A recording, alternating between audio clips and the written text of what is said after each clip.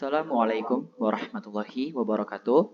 Halo semuanya, perkenalkan kami dari kelompok 3 yang beranggotakan Tri Winarno, Ahmad Baihaqi, Bayu Dwi Fahruzi, Riko Arifian, Rian Cindra Kusuma, dan saya sendiri, Dava Muaid Fawas sebagai pemateri pada kali ini yang akan berkesempatan untuk membawakan materi dari kelompok 3.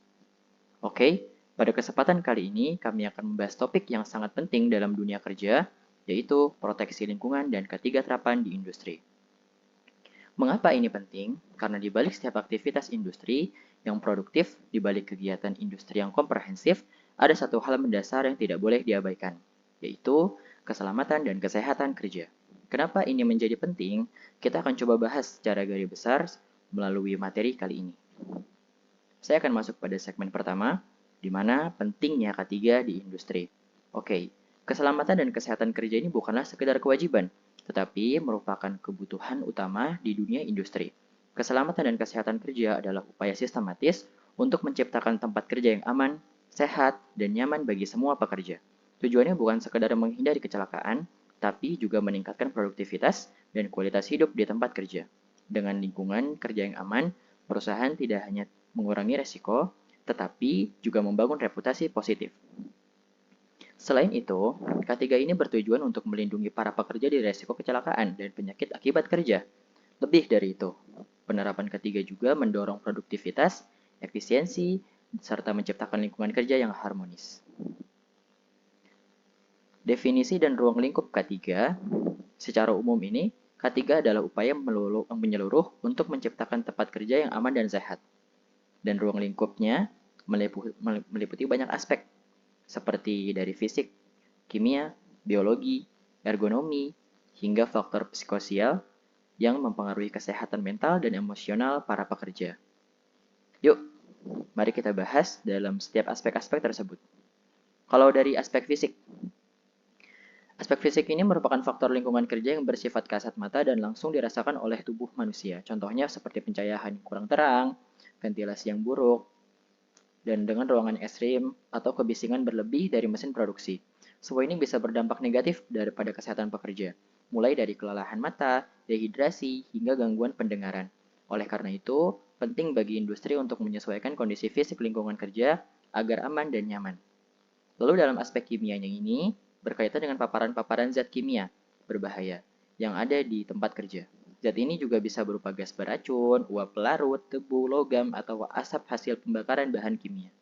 Contoh nyatanya, pekerja di laboratorium atau industri cat ya, itu bisa terpapar senyawa seperti amonia, klorin, atau benzen. Nah, jika tidak ditangani dengan benar, bahan-bahan ini tuh bisa menyebabkan iritasi kulit, gangguan pernapasan, bahkan keracunan kronis. Itulah mengapa penggunaan alat pelindung diri dan sistem ventilasi yang baik sangat diperlukan. Lalu pada aspek biologis ini mencakup potensi bahaya yang berasal dari organisme hidup, seperti bakteri, virus, jamur, dan parasit. Nah, biasanya resiko ini ditemukan pada industri makanan, pertanian, laboratorium kesehatan, atau tempat kerja yang lembab dan tidak higienis. Contohnya, petugas medis dapat terpapar virus hepatitis atau HIV gitu kan. Sementara pekerja gudang yang lembab itu dapat mengalami infeksi jamur kulit.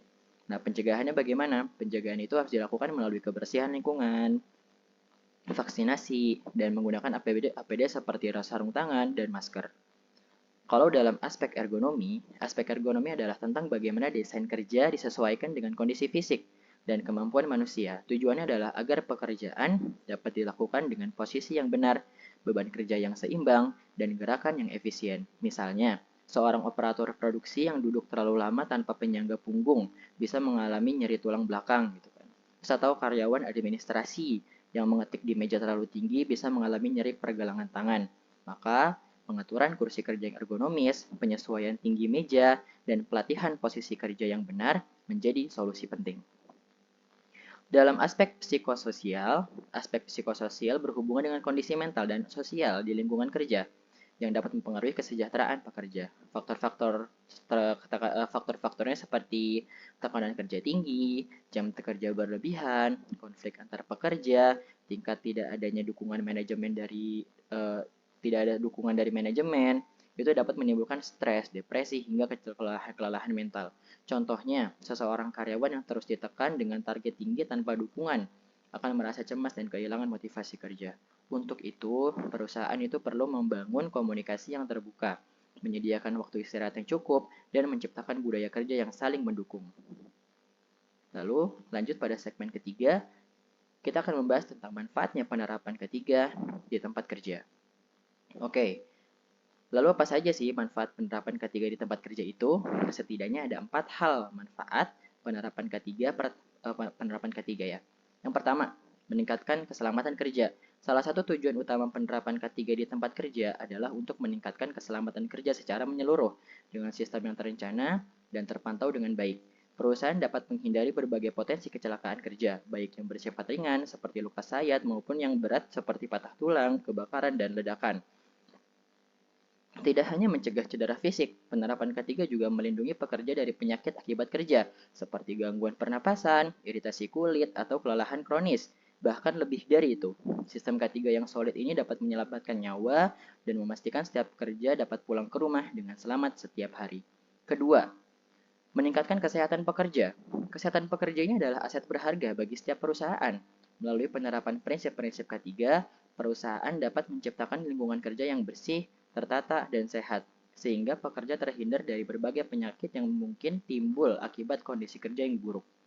Ventilasi yang cukup, pencahayaan yang memadai, terus ada juga pengolahan limbah yang tepat, hingga pengaturan ergonomi yang baik, semuanya ini berperan penting dalam menjaga kesehatan fisik dan mental pekerja. Dengan lingkungan kerja yang sehat, pekerja akan merasa lebih nyaman, lebih aman, dan lebih siap dalam menjalankan tugas hariannya. Yang ketiga, meningkatkan produktivitas kerja. Kesehatan dan keselamatan bukan hanya sosial perlindungan, tetapi juga berhubungan langsung dengan produktivitas kerja. Pekerja yang merasa aman dan sehat secara fisik maupun mental itu akan memiliki konsentrasi yang lebih baik, serta motivasi yang lebih tinggi dalam menyelesaikan pekerjaan. Mereka tidak perlu merasa khawatir dengan risiko cedera atau lingkungan yang membahayakan. Sehingga energi dan perhatian bisa tercurah penuh untuk menyelesaikan target dan mencapai tujuan tim. Dengan kata lain, penerapan ketiga yang baik mampu mendorong efisiensi kerja dan mempercepat pencapaian hasil secara optimal. Lalu yang keempat, ada membangun citra positif perusahaan di mata publik. Oke, di era modern seperti sekarang ini, citra perusahaan ini sangat dipengaruhi oleh bagaimana perusahaan tersebut memperlakukan sumber daya manusianya. Perusahaan yang konsisten menerapkan standar keselamatan dan juga kesehatan kerja secara menyeluruh itu akan dikenal sebagai perusahaan yang peduli terhadap kesejahteraan pekerja. Hal ini bukan menciptakan kepercayaan dari internal karyawan, tetapi juga memperkuat posisi perusahaan di mata publik, investor, mitra bisnis, bahkan regulator. Sebuah perusahaan dengan budaya K3 yang kuat akan dinilai profesional, bertanggung jawab, dan layak dijadikan contoh membangun reputasi yang positif dan berkelanjutan di tengah kompetisi industri. Lalu, masuk ke dalam segmen keempat, tanggung jawab industri dan implementasi ketiga. Lalu siapa yang bertanggung jawab? Jawabannya jelas. Semua bertanggung jawab dalam implementasi ketiga. Tetapi dalam konteks ini, dunia usaha memiliki tanggung jawab besar dan dalam merancang, melaksanakan, dan mengawasi pelaksanaan ketiga secara menyeluruh, mulai dari penyusun dan menetapkan kebijakan, di mana di dalam kebijakan ini tuh dilakukan analisis resiko dan bahaya ya. Terus ada juga kita harus menentukan prosedur kerja yang aman hingga membuat rencana itu dengan membuat rencana darurat. Setelah kebijakan dibuat, tentu industri ini wajib melaksanakan dan mengimplementasikan pelaksanaan ketiga, mulai dari memberikan pelatihan ketiga pada pekerja hingga menyediakan alat pelindung diri bagi pekerja.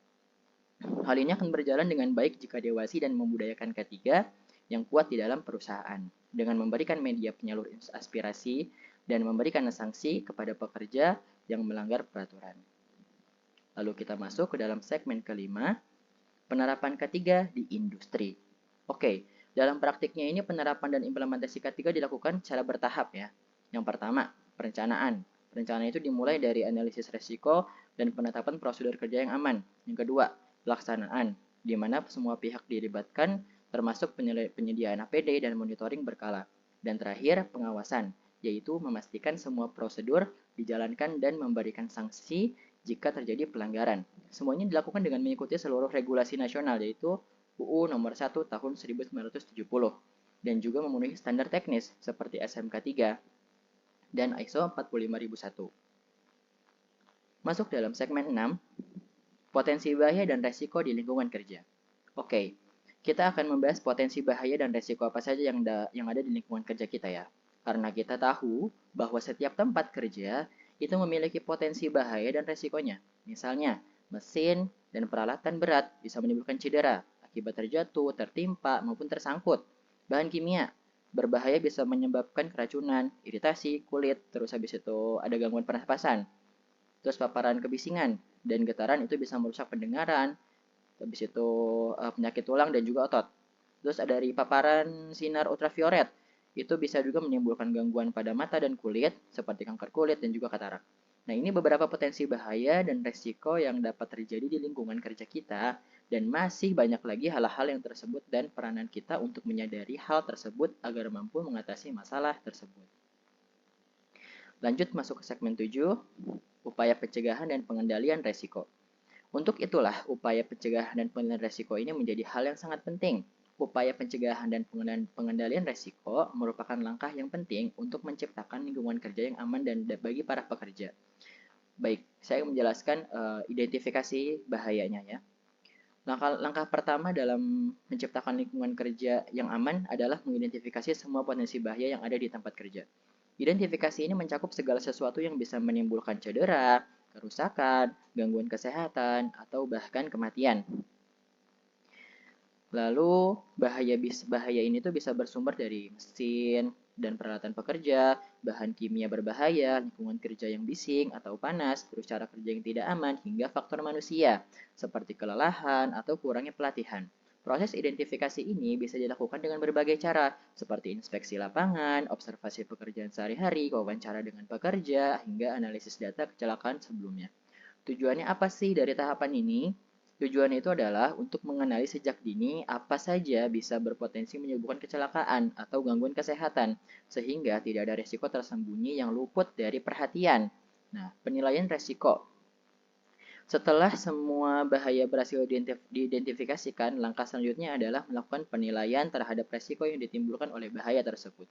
Karena penilaian resiko ini membantu menentukan tingkat prioritas penanganan berdasarkan dua parameter utama, yaitu seberapa besar kemungkinan terjadinya bahaya dan seberapa parah dampaknya jika bahaya itu benar-benar terjadi. Oke, misalnya jika ada mesin tanpa pelindung yang berputar sangat cepat, maka resikonya itu akan tinggi karena kemungkinan kecelakaan besar dan dampaknya itu bisa sangat serius. Resiko kemudian diklarifikasi menjadi rendah, sedang, atau tinggi, tergantung kombinasi dari probabilitas dan konsekuensinya. Penilaian ini sangat penting nih, sebagai dasar mengambil keputusannya. Mana yang perlu segera ditangani dan mana juga yang masih bisa dikelola. Oke, lanjut ke dalam pengendalian resiko. Tahap berikutnya adalah mengendalikan bahaya dan resiko yang sudah dinilai. Di dalam dunia ketiga dikenal istilah hierarki pengendalian resiko. Oke, sebuah pendekatan bertingkat untuk menghilangkan atau meminimalkan resiko secara sistematis. Berikut adalah 5 tingkatan ya, pengendalian yang disusun dari yang paling efektif hingga yang paling bergantung pada perilaku manusia. Yang pertama, eliminasi. Upaya paling efektif adalah menghilangkan sumber bahaya sepenuhnya. Misal, jika ada sebuah zat kimia sangat berbahaya dan sebenarnya tidak diperlukan, maka penggunaannya dihapuskan total ya dari proses kerja. Terus yang kedua, ada substitusi. Jika eliminasi tidak memungkinkan, maka dilakukan penggantian bahan atau metode yang lebih aman. Contohnya, mengganti pelarut organik beracun dengan bahan berbasis air yang tidak berbahaya. Terus ada rekayasa teknik. Merancang ulang lingkungan kerja atau alat untuk memisahkan pekerja dari bahaya, misalnya memasang penutup pelindung pada mesin, terus ventilasi lokal, ataupun sistem alarm otomatis. Terus yang keempat, ada pengendalian administratif, mengatur waktu kerja, SOP, pelatihan, ataupun prosedur darurat, agar pekerja ini tahu cara bekerja dengan aman, termasuk penjadwalan shift agar tidak kelelahan atau pembatasan waktu paparan terhadap bahan tertentu. Terus yang kelima, ada alat pelindung diri. Ini adalah benteng terakhir bila semua upaya lain belum sepenuhnya melindungi, maka pekerja wajib menggunakan APD seperti helm, masker, sarung tangan, ataupun pelindung wajah. Namun, penting diingat, APD ini hanya efektif jika digunakan dengan benar ya, dan sesuai standar. Lalu kita masuk ke dalam tahap monitoring dan evaluasi berkala. Tidak cukup hanya menerapkan pengendalian, semua tindakan ini juga yang telah dilakukan itu harus terus terawasi dan juga dievaluasi ya. Monitoring ini dilakukan untuk memastikan bahwa langkah-langkah pengendalian bekerja ini sesuai harapan ya. apakah sistem pelindung mesin masih berfungsi, apakah ventilasi masih cukup, apakah pekerja benar-benar menggunakan APD dengan benar. Nah, sementara evaluasi dilakukan ini secara periodik, baik berdasarkan jadwal maupun saat terjadi kejadian tertentu seperti insiden kerja. Terus habis itu evaluasi ini juga mencakup pengumpulan data. Terus ada seperti wawancara pekerja, audit K3, serta peninjauan ulang prosedur kerja. Jika ditemukan bahwa pengendalian belum efektif, maka perlu dilakukan perbaikan atau penyesuaian monitoring atau penyesuaian, ya kan? Habis itu ada monitoring dan evaluasi yang baik. Itu juga membantu perusahaan terus beradaptasi dengan perubahan kondisi kerja serta mempertahankan lingkungan kerja yang aman dan sehat secara berkelanjutan. Lalu kita masuk ke dalam segmen ke-8, peran serta pekerja dalam menjaga K3. Oke, setelah upaya dari manajemen atau perusahaan dalam menerapkan dan mengimplementasikan penerapan K3, hal ini tidak akan terwujud atau berjalan dengan baik jika ini hanya dilakukan manajemen atau perusahaan. Para pekerja juga memegang peran penting, ya kan, dalam penerapan dan menjaga implementasi K3 ya. Yang pertama, mulai dari kesadaran. Oke, kesadaran adalah titik awal dari semua perilaku aman di tempat kerja. Seorang pekerja yang sadar akan pentingnya K3 itu akan lebih peka terhadap potensi bahaya di sekitarnya. Ia tidak akan menganggap prosedur keselamatan sebagai beban, tapi sebagai bentuk perlindungan diri dan orang lain. Kesadaran ini juga tumbuh dari pemahaman akan risiko, pengetahuan tentang K3, dan rasa tanggung jawab pribadi terhadap keselamatan diri sendiri maupun rekan kerja. Misalnya ketika seseorang pekerja menyadari bahwa menggunakan alat pelindung diri bukan hanya aturan, tetapi kebutuhan, maka ia akan melakukannya tanpa perlu dia ingatkan gitu. Nah, kesadaran ini juga kesadaran seperti inilah ya yang menjadi dasar terbentuknya budaya K3 yang kuat. Kepatuhan. Nah, lanjut kepada kepatuhan. Setelah kesadaran terbentuk, langkah berikutnya adalah kepatuhan terhadap semua peraturan dan prosedur K3 yang berlaku. Ini berarti pekerja menjalankan tugasnya sesuai dengan SOP-nya, menggunakan APD dengan benar, dan tidak melakukan tindakan berbahaya, meskipun dalam kondisi terburu-buru atau diawasi sekalipun. Kepatuhan bukanlah sekedar mengikuti instruksi, tapi menunjukkan bahwa pekerja itu menghargai keselamatan sebagian bagian dari etika kerja. Dan dalam jangka panjang ini, kepatuhan yang konsisten itu akan membentuk rutinitas kerja yang aman dan meminimalkan risiko kecelakaan. Yang ketiga ada partisipasi. Dan yang tidak kalah penting adalah partisipasi aktif. Pekerja bukan hanya pelaksana, tetapi juga mitra dalam pengembangan sistem K3. Mereka bisa memberikan masukan berharga, melaporkan kondisi tidak aman, mengusulkan perbaikan prosedur, hingga menjadi agen perubahan di unit kerjanya masing-masing. Bentuk partisipasi itu bisa juga berupa kayak keterlibatan dalam pelatihan K3 ya kan, terus ada diskusi kelompok atau menjadi relawan dalam tim tanggap darurat. Dan biasanya pekerja yang berpartisipasi secara aktif itu akan merasa memiliki tanggung jawab terhadap keselamatan kerja dan ikut membangun budaya kerja yang saling melindungi. Dengan membangun kesadaran, memelihara kepatuhan, dan mendorong partisipasi aktif, maka penerapan K3 itu tidak hanya menjadi kewajiban perusahaan, tapi menjadi bagian dari keseharian semua pihak di tempat kerja. Oke, inilah wujud dari kolaborasi sejati di mana keselamatan bukan lagi sekedar prosedur, tetapi sudah menjadi bagian dari nilai bersama yang dijaga oleh seluruh elemen organisasi. Masuk ke dalam segmen 9, di mana pelatihan dan sosialisasi K3. Dalam slide sebelumnya itu kan kita udah membahas tujuan akhir dari dalam menjalankan kolaborasi penerapan K3 ya, yaitu partisipasi aktif dari setiap elemen organisasi. Nah, hal ini terwujud ya dengan baik ketika jika pelatihan dan sosialisasi ini terkait K3 ini hal ini tuh akan terwujud nanti kan dengan baik jika pelatihan dan sosialisasi terkait K3 ini menjadi salah satu pilar penting dalam menjaga K3, yaitu adalah pelatihan dan sosialisasi tadi kan. Oke. Nah, pelatihan K3 itu dapat membangun pengetahuan dan keterampilan keselamatan kerja. Pelatihan K3 ini merupakan salah satu fondasi penting dalam membentuk budaya kerja yang aman dan sehat. Melalui pelatihan yang terstruktur dan berkesinambungan, para pekerja ini diberikan pengetahuan dan keterampilan praktis untuk mengenali bahaya, memahami prosedur kerja, yang habis itu serta mengetahui bagaimana cara melindungi diri dari lingkungan kerja mereka. Nah, itu materi pelatihan itu bisa mencakup tuh berbagai topik dari ada cara penggunaan APD, terus penanganan dan penyimpanan bahan kimia berbahaya, hingga langkah-langkah evakuasi saat kondisi darurat, seperti kebakaran atau kebocoran gas. Selain itu, pelatihan juga membantu pekerja meningkatkan responsivitas terhadap situasi beresiko. Habis itu, kayak misalnya mengurangi kesalahan operasional, serta meningkatkan kepercayaan diri dalam mengambil tindakan pengaman saat diperlukan. Dengan pelatihan yang baik, pekerja tidak hanya tahu apa yang harus dilakukan, tetapi juga memahami mengapa hal itu penting. Nah, inilah yang membedakan pekerja yang hanya mengikuti aturan sama pekerja yang benar-benar menjadi bagian dari sistem keselamatan kerja itu sendiri. Terus, dari segi sosialisasi K3, sosialisasi K3 ini menambahkan budaya keselamatan dalam setiap langkah kerja. Berbeda dengan pelatihan yang bersifat teknis ya, sosialisasi K3 itu lebih menekankan pada penyebaran informasi dan pembentukan kesadaran kolektif di lingkungan kerja. Tujuannya apa? Tujuannya adalah untuk memastikan bahwa setiap individu, baik manajemen, pengawas, maupun pekerja memahami peraturan-peraturan K3, mengetahui program-program keselamatan yang sedang berjalan, serta mengenali nilai-nilai budaya kerja yang menempatkan keselamatan sebagai prioritas utama. Sosialisasi ini juga bisa dilakukan melalui berbagai cara, seperti pemasangan poster keselamatan, briefing harian sebelum bekerja, kampanye keselamatan bulanan, penyebaran video edukatif, hingga simulasi keadaan darurat. Yang terpenting dari sosialisasi itu adalah kontinuitas. Ya. Informasi ketiga yang harus disampaikan secara rutin, sederhana, dan relevan dengan situasi kerja aktual. Dengan demikian, kesadaran ketiga ini tidak berhenti hanya pada saat pelatihan, tetapi harus tumbuh menjadi bagian dari budaya organisasi. Ketika seluruh anggota perusahaan memahami dan percaya bahwa keselamatan adalah tanggung jawab bersama gitu ya, maka nilai-nilai ketiga ini tidak hanya dijalankan karena aturan, tetapi karena kesadaran moral. Maka dapat disimpulkan pelatihan dan sosialisasi K3 adalah dua sisi dari koin yang sama.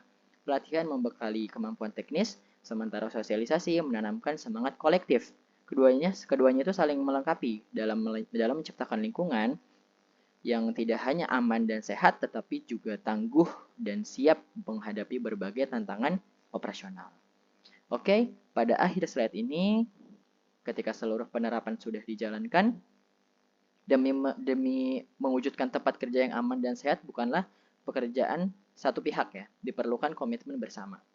Oke, komitmen bersama mewujudkan K3. Dengan menjalankan prinsip-prinsip K3 secara konsisten, kita bukan hanya melindungi tenaga kerja, tetapi juga membangun budaya keselamatan yang kuat, tangguh, dan berkelanjutan. Oke, kesimpulan yang diambil adalah kita harus menerapkan prinsip-prinsip K3 yang pada dasarnya harus dijalankan di setiap lingkungan kerja demi keamanan bersama. Baik, terima kasih telah menyimak. Saya Dava Muhammad Fawas, perwakilan dari kelompok 3. Sampai jumpa di sesi berikutnya. Tetap aman, tetap sehat, dan salam K3. Jalan-jalan ke kota tua, beli batik dan es kelapa. K3 bukan sekedar rencana, tapi budaya yang wajib dijaga. Ayo wujudkan penerapan K3 bersama. Wassalamualaikum warahmatullahi wabarakatuh.